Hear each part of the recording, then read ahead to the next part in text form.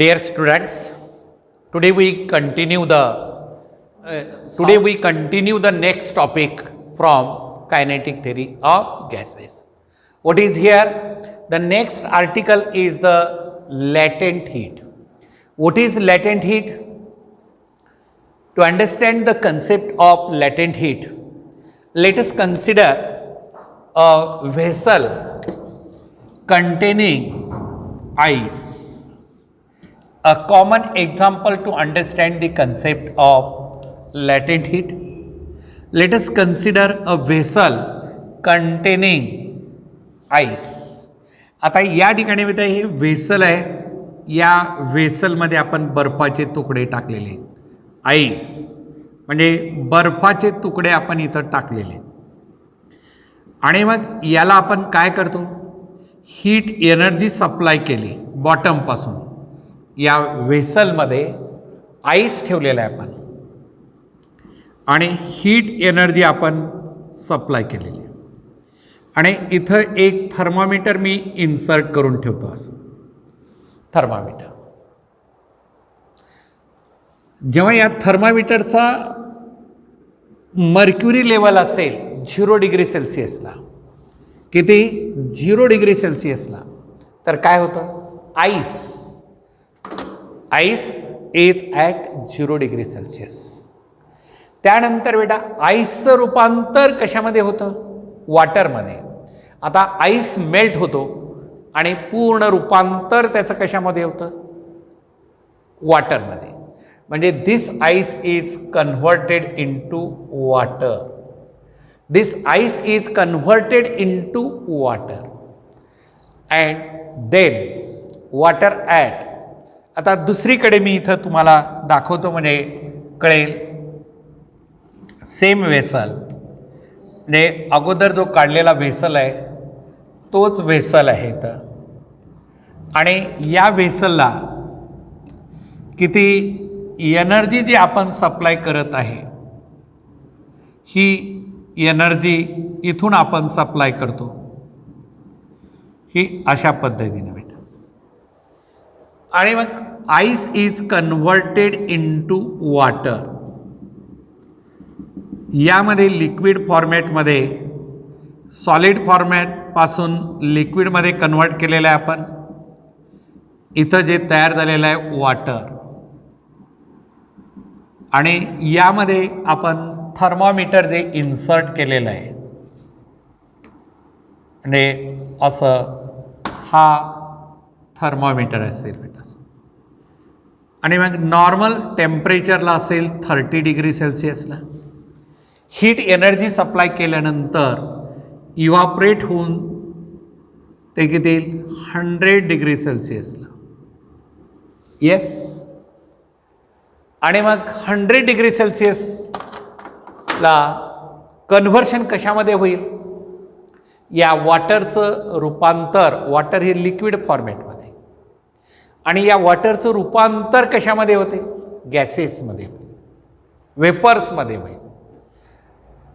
तर basically what is the latent heat. या latent हीटला दुसरं एक नाव आहे, माहीत असू द्या, hidden heat. Hidden heat 10th पर्यंत तुम्ही लर्न केलं असेल बेटा. अप्रगट उष्मा आपण ज्याला म्हणतो, प्रगट न होणारी उष्मा, याला हिडन म्हणजे चोरटी उष्मा असं म्हणतात. म्हणजे बेसिकली कन्सेप्ट काय आपल्याला, कोणत्या, लॅटेंट हीटमध्ये. Latent heat the amount of heat required to convert unit mass of a substance from one state to another state without change, without rise in temperature at its conversion point. आता conversion point कोणता असेल, solid to liquid, liquid to gases and directly solid to गॅसेसमध्ये, म्हणजे latent heat. तर लॅटेंट हीटचा अर्थ काय बेटा. आता लॅटेंट हीट म्हणजे नेमकं काय, सिम्बॉल काय, symbol symbol of heat, symbol of heat. पहा बेटा, हीटचा सिम्बॉल काय? Capital Q. आणि M quantity, mass of a substance,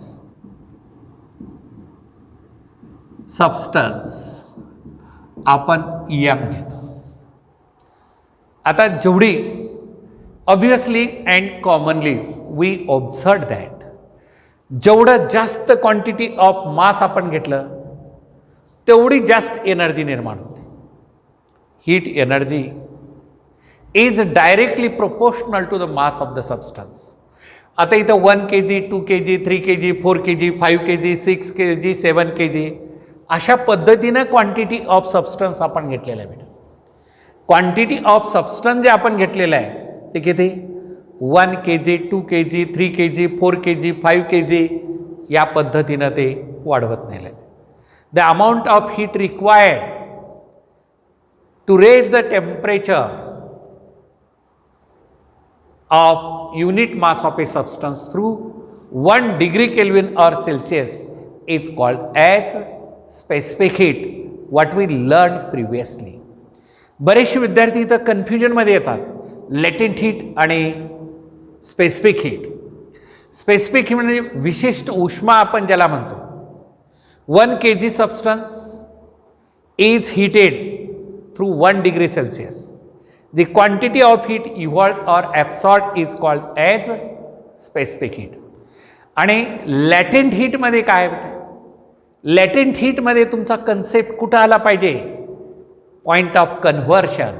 सॉलिडचं रूपांतर लिक्विडमध्ये, तेवढ्या पॉईंटला लिक्विडमधून गॅसेसमध्ये आणि काही काही वेळे डायरेक्टली सॉलिड टू गॅसेस. सांगा बरं एक्झाम्पल कसं आहे? Ice, water. Ice to water हे conversion factor, solid to liquid त्याला आपण काय म्हणतो? लॅटेंट हीट ऑफ फ्युजन म्हणतो बेटा. Liquid to gases, latent heat of vaporisation. आणि directly ice to vapour, latent heat of sublimation. आता लॅटेंट हीट ऑफ सब्लिमेशन कोणत्यामध्ये असतं? सांगा बरं मला. डायरेक्टली सॉलिडचं रूपांतर गॅसेसमध्ये. कॅम्पर, कॅम्पर म्हणजे कापूर किंवा आयोडीन. आयोडीन सॉलिड स्टेटचं डायरेक्टली गॅसेसमध्ये कन्वर्ट होतं. म्हणजे स्टेट चेंज होत असताना. म्हणजे नेमका काय कन्सेप्ट आहे? आता मी एक साधं एक्झाम्पल देतो म्हणजे लेटेंट हीटचा आयडिया तुम्हाला क्लिअर होते बेटा. काय आयडिया आहे सांगा बरं मला. आपण एक पातेल्यात पाणी घेतलं आणि त्यात थर्मामीटर टाकला. आपल्याला काय ऑब्झर्व होतं?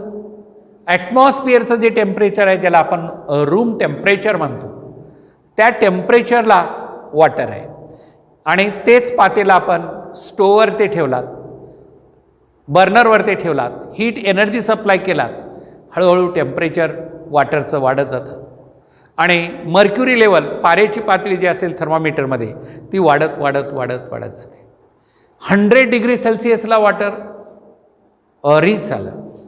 म्हणजे जी quantity of heat energy supply करतो ती क्यू म्हणजे Q is equal to mass into specific heat into rise in temperature हे ऑलरेडी लर्न केलेलं आहे.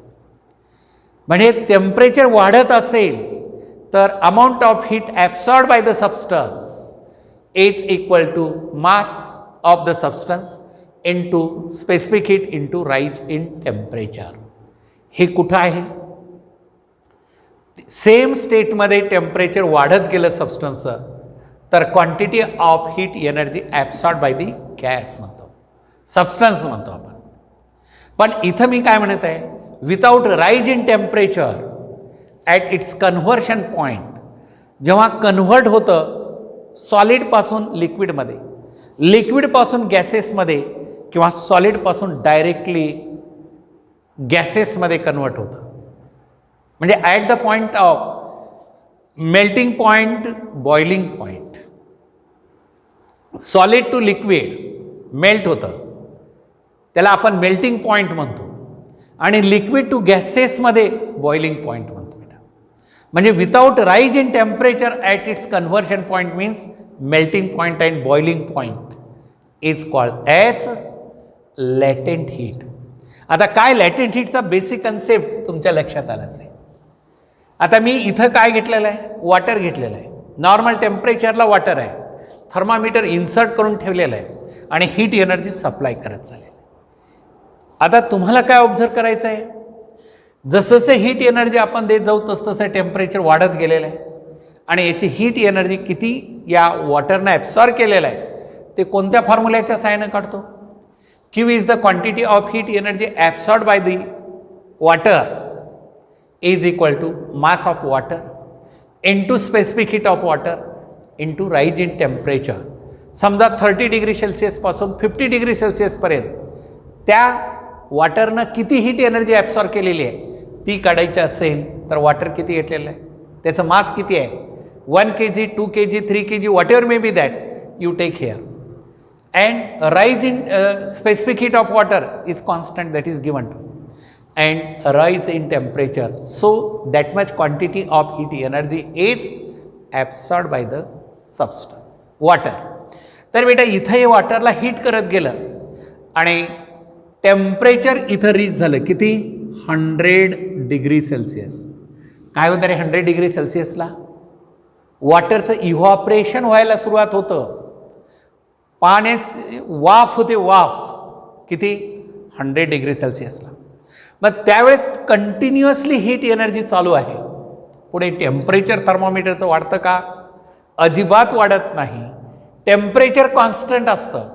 मग हीट एनर्जी गेली कुठं, जी हीट एनर्जी आपण सप्लाय केलेली आहे ती हीट एनर्जी कुठं गेली, ती तर दिसली नाही, पण एनर्जी तर चालूच आहे हीट एनर्जी.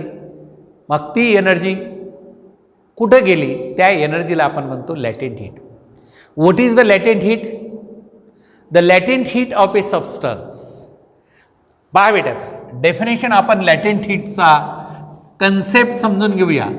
अप्रगट उष्मा म्हणजे न दिसणारी, न प्रगट होणारी हिडन हीट आपण ज्याला म्हणतो. तुम्ही heat energy absorb by the substance is directly proportional to mass.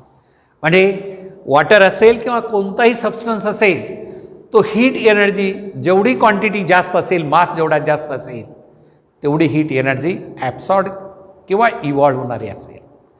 Quantity of heat energy absorb by the gas is directly proportional to what, is directly proportional to mass of the substance.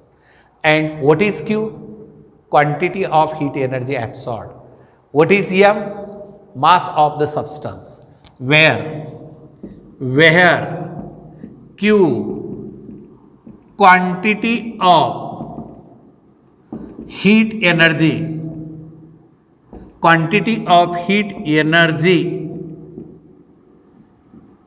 absorbed by the substance, quantity of heat energy absorbed by the substance, and M quantity of substance, quantity of substance. लक्षात आलं, ही किती energy absorb केलेली आहे आणि ही किती quantity, 1 kg, 2 kg, 3 kg, 4 kg असा भेटेल. And next proportionality sign we remove. या ठिकाणी प्रोपोर्शनॅलिटी साईन आपण रिमूव्ह करतो आणि एक कॉन्स्टंट घेतो. Capital Q is equal to L into capital M. Capital Q is equal to capital L into capital M. And therefore capital L is equal to Q divide by M. Capital L where capital L constant of proportionality, where capital L constant of proportionality known as काय बेटा, त्याला constant of प्रोपोर्शनॅलिटीला आपण काय म्हणतो, latent heat. Latent heat, yes latent heat L. आता यानुसार definition, if capital M is equal to 1 kg, choice आहे, substance आपण 1 kg घेतला तर काय येईल बेटा, L is equal to Q is equal to L. How we define latent heat of a substance. सांगावर बेटा कसं आपण डिफाईन करू शकतो लॅटेंट हीट, या बेसिक डेफिनेशननुसार. What is the concept of latent heat? Late us tell me what is the your idea about latent heat. सांगा या ठिकाणी लॅटेंट हीटचा काय कन्सेप्ट आहे. Q is equal to L. Latent heat of a substance is defined as quantity of heat required to convert a substance from one state to another state without rise in temperature. Without rise in temperature, and mass of the substance is 1 kg or unity. So what is the definition? Here, definition of latent heat. पहा बेटा definition आपण कसं आलं कन्सेप्टनुसार. The amount of heat required, Q म्हणजे amount of heat required to convert unit mass of a substance. Unit mass condition टाकलं मी. Unit mass of a substance from one state to another state. General definition, one state to another state without rise in temperature at its conversion point is called as latent heat. Definition, the amount of heat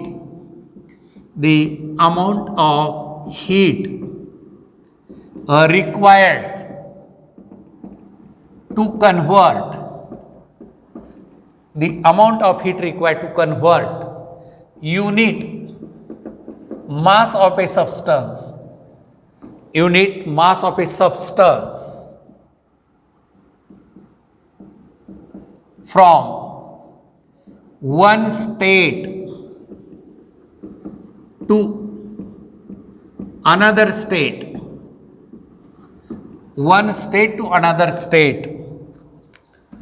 without rise in temperature, without one state to another state without a rise in temperature,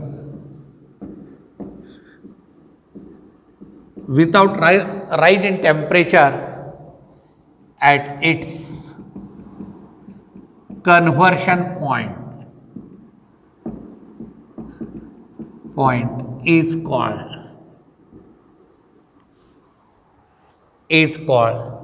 latent heat. latent heat हे लक्षात आलं का? परत एक वेळेस definition नीट पहा बेटा. Q is equal to capital L म्हटलेलं आहे. What is Q? Quantity of heat energy absorb. Is equal to latent heat when mass of the substance is unity and without rise in temperature at its conversion point. Conversion point म्हणजे कोणता असतो? Solid पासून लिक्विडमध्ये convert होतं. Latent heat of fusion and liquid to gases, latent heat of vaporisation and solid to directly gases, latent heat of sublimation. ही general definition मी तुम्हाला सांगितली लॅटेंट हीटची. The amount of heat required to convert unit mass of a substance from one state to another state, one state to another state without a rise in temperature at its conversion point is called as latent heat. What is the unit and dimensions? SI unit of L is joule per kg. आला का बेटा लक्षात? Quantity of heat measured S I युनिटमध्ये, Q जूलमध्ये, mass K जीमध्ये, joule per K G. And C G S unit सांगा काय असेल? आठवा, C G S unit of L latent heat is, C G S unit of L is erg per gram. Erg per gram. And dimension of capital L is equal to joule म्हणजे एनर्जीचं dimension किती आहे तरी वेळांनो 2 1 212 आठवत असेल divided by mass किती एमचा power 1 per K G and that is L2 M0 T⁻⁻2 dimension of latent heat. Latent हीटचं dimension आपण लर्न केलं बेटा. लॅटेंट हीटचं डायमेन्शन युनिट आणि dimension of latent heat. Now next types of latent heats. Types of latent heat. Yes सांगा. Types of latent heat. Latent heat of fusion पहिला number 1 latent heat of fusion. Yes. What is the latent heat of fusion? पहा बेटा ही general definition मध्ये कशा पद्धतीनं the amount of heat required to convert unit mass of a substance from solid state to liquid state. One state to another म्हणलं होतं solid to liquid. Solid to liquid without rise in temperature at its conversion point कोणता melting point. conversion point कोणता melting point. म्हणजे इथं the amount of heat required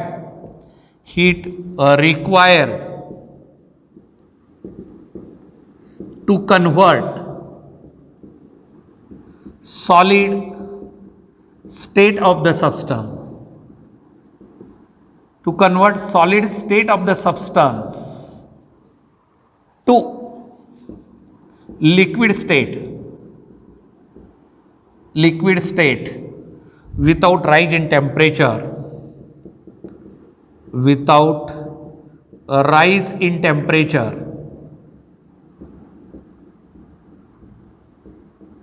at its कोणता point melting point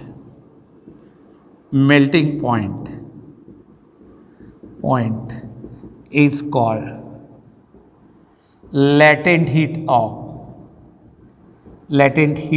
of fusion. किती काय रे latent heat of fusion? latent heat of fusion is equal to किती 80 calorie per kg or 80 kilocalorie per kg. Per gram मध्ये घ्या इथं 80 kilo calorie पर K G किंवा 80 calorie per gram. 1 gram आईसचं 1 gram वॉटरमध्ये रूपांतर होण्यासाठी किती एनर्जी लागते 80 calorie per gram. 1 gram ice is to be converted into 1 gram of water. The amount of energy needed is latent heat of fusion that is equal to 80 calorie per kg. आणि याला जूलमध्ये convert करायचं असेल बेटा हे कॅलरीमध्ये आपण घेतलात आणि याला जर जूलमध्ये कन्व्हर्ट करायचं असेल तर L1 is equal to 80 into 4.2 इथं येईल joule per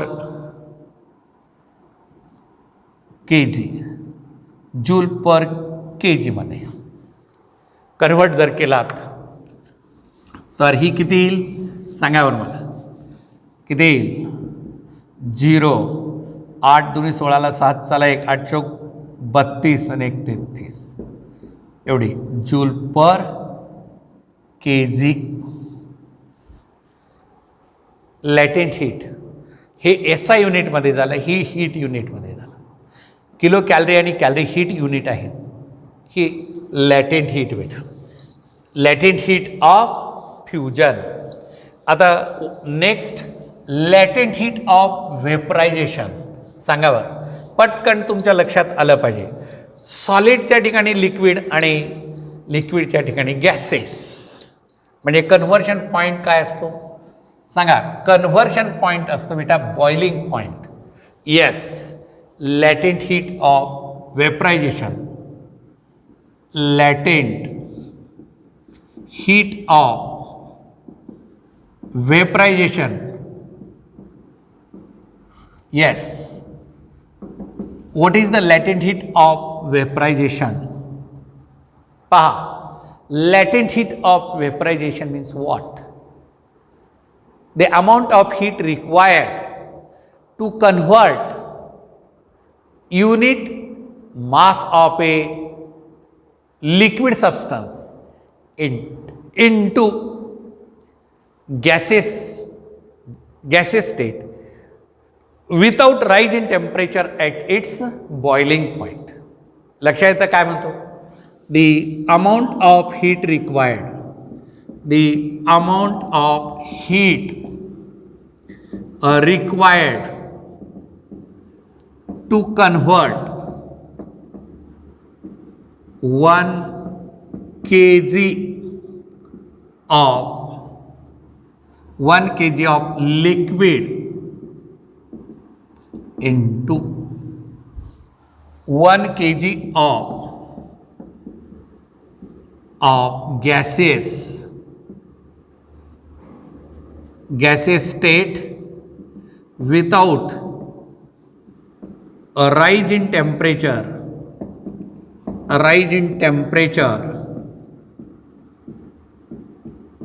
at its boiling point. Boiling point is called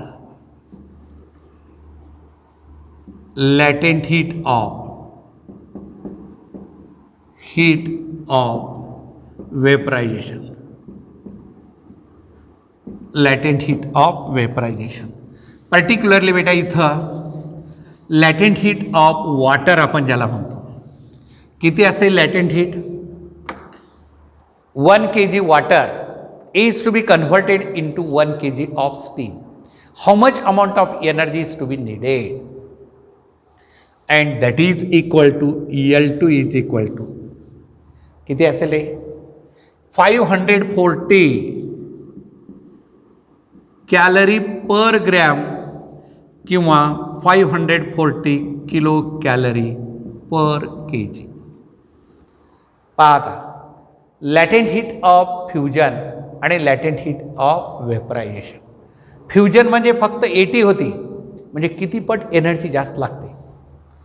जवळपास 540 ही 7 पट अप्रॉक्सिमेटली जास्त एनर्जी लागते. म्हणून जेम्स वॅटनं स्टीम इंजिन शोधून काढलेलं आहे. वाफेवर चालणारं प्रचंड एनर्जी वाफेत असते, शक्ती असते. म्हणजे 540 कॅलरी, 1 ग्रॅम वॉटरचं रूपांतर 1 ग्रॅम व्हेपरमध्ये कन्व्हर्ट करण्यासाठी 540 कॅलरी एनर्जी लागते.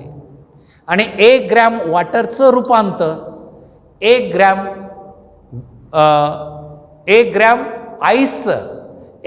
आईसचं रूपांतर 1 ग्रॅम वॉटरमध्ये करण्यासाठी फक्त 80 कॅलरी लागते. किती लागते 80 कॅलरी. आलं लक्षामध्ये. आणि मग हे SI युनिटमध्ये किती असेल. दॅट इज L2 आपण ज्याला म्हणू is equal to 540 into 4.2.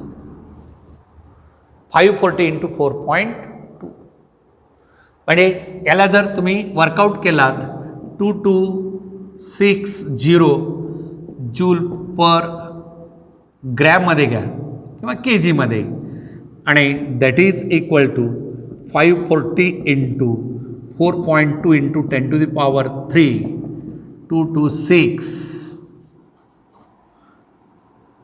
0 into 10 to the power 3 joule per kgमध्ये ही एवढी एनर्जी लागते SI युनिटमध्ये आणि CGS युनिटमध्ये. बेटा आता एक्झाममध्ये तुम्हाला नेहमी क्वेश्चन कॉमनली विचारतो लॅटेंट हीट ऑफ फ्युजन झालं, व्हेपरायझेशन झालं.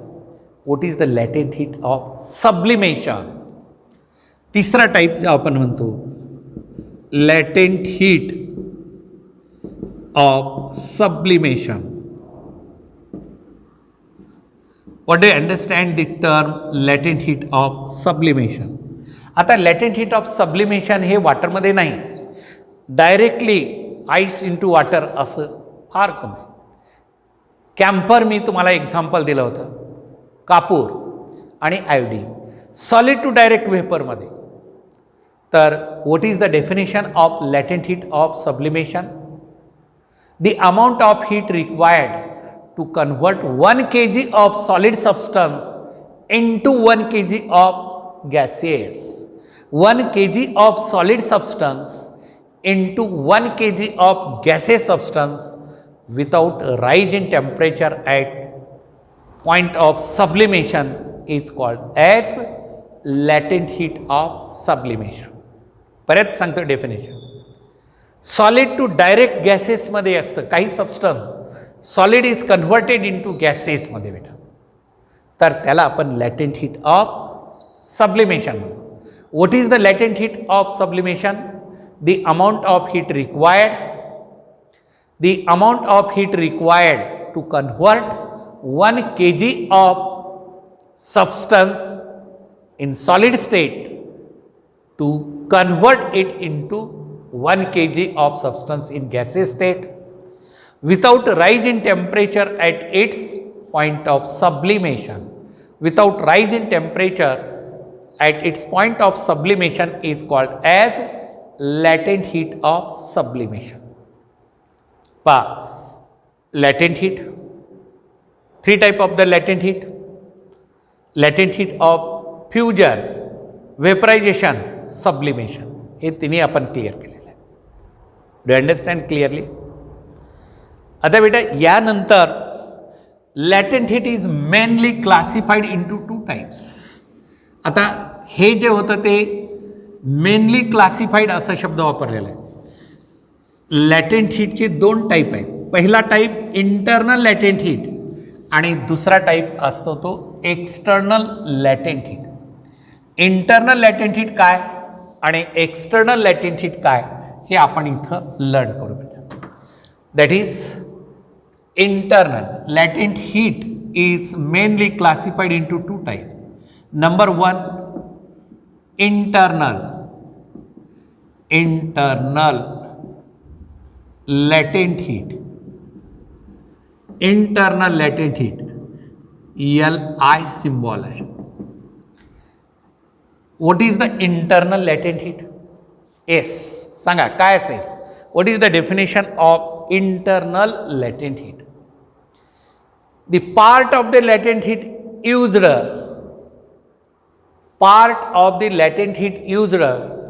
to increase the interatomic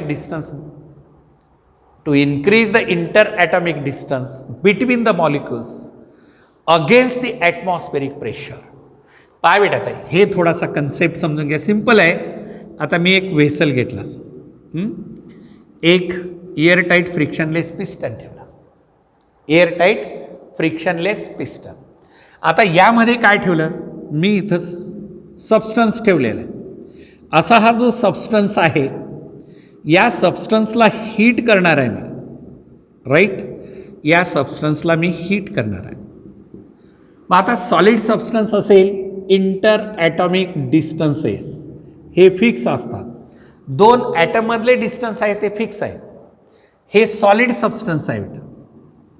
याला मी हीट एनर्जी दिलं, काय करतं, एनर्जी गेन केल्यामुळे इंटर ॲटॉमिक डिस्टन्स हा सॉलिड आहे आणि इथं परत आपण लिक्विडमध्ये एक्सपान्शन होतं.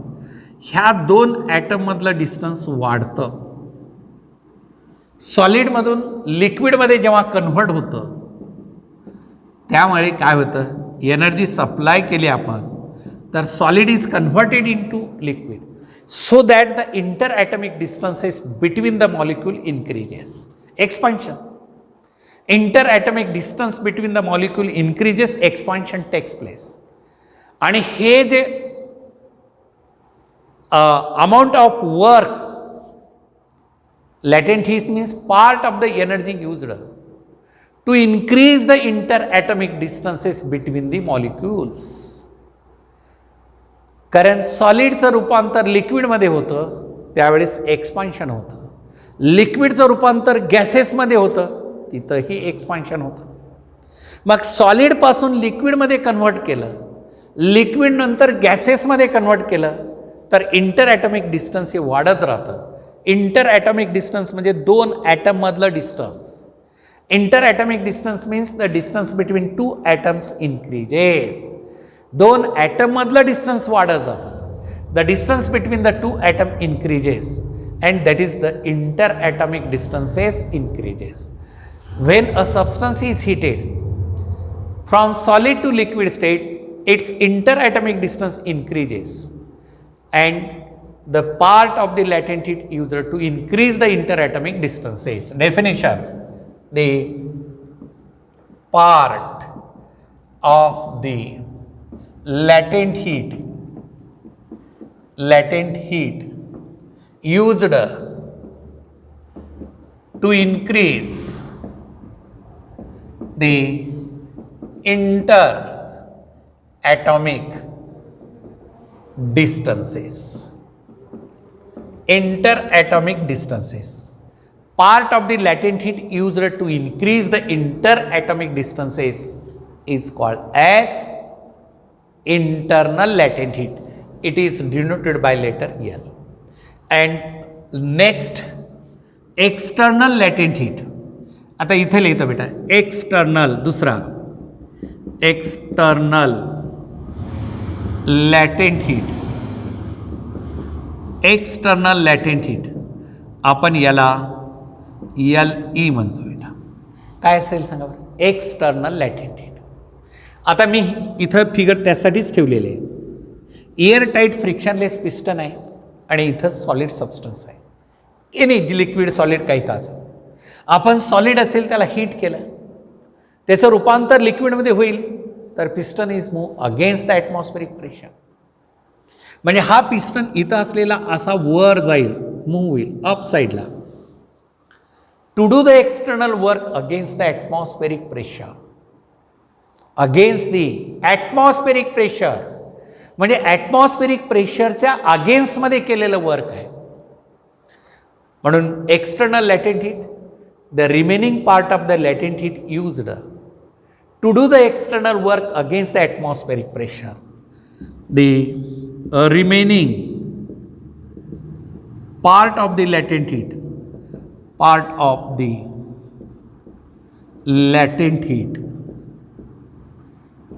remaining part of the latent heat used,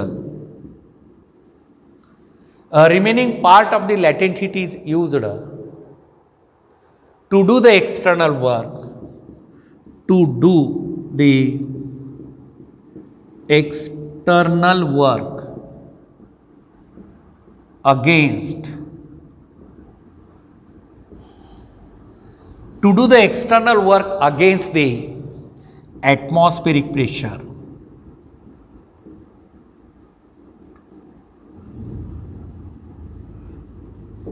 To do the external work done against the atmospheric pressure.